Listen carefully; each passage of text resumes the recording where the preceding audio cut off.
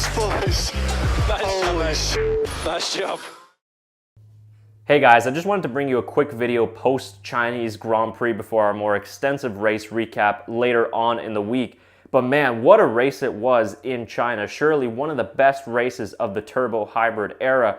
And Daniel Ricciardo is the star of the show. He's the talking point in the Formula One world right now. His stock was already high going into this race, but now it's skyrocketed.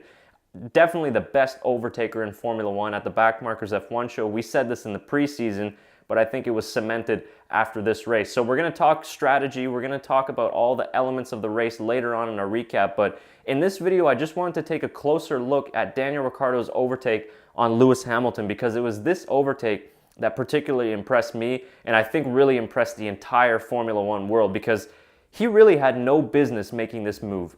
He was so far out and so far away from Lewis Hamilton, you know, it didn't look like he could make it stick. Okay, so let's take a look at the overtake that was surely the best of Daniel Ricciardo's career. And he said this post-race in the podium interview, sometimes you just have to lick the stamp and mail it in. Listen, whatever they have in the water in Australia, they need to preserve it, because I love this guy. He is just fantastic. And I think that quote just greatly represents his career and his overtaking style in general. Now, this was after Max Verstappen had spun earlier trying to get past Lewis Hamilton on turn number 7 on the outside. We're going to talk about that in our race recap as well, and how the young Dutchman forced himself out of a potential win in the Chinese Grand Prix. But I just wanted to pause it here in this earlier shot. You can see Lewis Hamilton, his car is right at the 150 meter board. So Lewis is almost just entering his braking zone. He's most likely going to be braking just before that 100 meter board.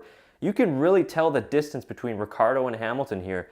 Like I said before, Ricciardo had no business making this overtake, and Lewis Hamilton probably didn't even expect it. He's looking in his mirrors right now, and he's seeing the distance between himself and Ricciardo, and he's thinking, okay, I'm good.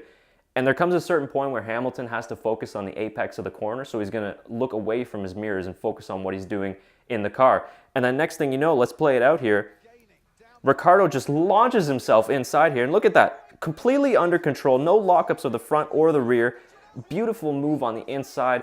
Lewis Hamilton wasn't expecting it, but good job by Hamilton not to turn into Ricciardo. Ricciardo as well, just so under control. Beautiful car control, beautiful brake control as well. He doesn't touch Lewis Hamilton at all. Nice, clean, and smooth. And then you can see as we play it out here, made the overtake stick, and the Red Bull garage was super happy about it.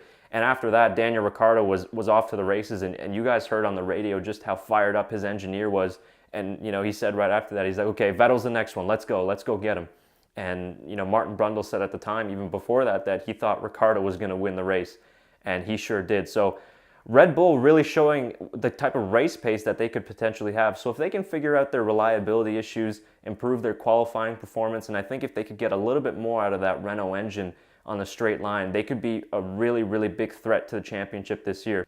So just a phenomenal race altogether. This is what the fans have been waiting for in this turbo hybrid era. Close racing. At one point, the top 6 was all in one straight line within a second of each other. This is what we want to see. And everyone has their favorites. You know, I personally like Ferrari and Sebastian Vettel, but I love seeing Daniel Ricciardo win, and I just want close racing at the end of the day. So hopefully this is a good sign of things to come for the rest of the 2018 Formula One season. Thanks everybody for joining us for this video. Make sure you hit the subscribe button on our channel to stay up to date with all of our latest content. We'll be back later on in the week with our full recap of the Chinese Grand Prix. Until then, thanks for watching.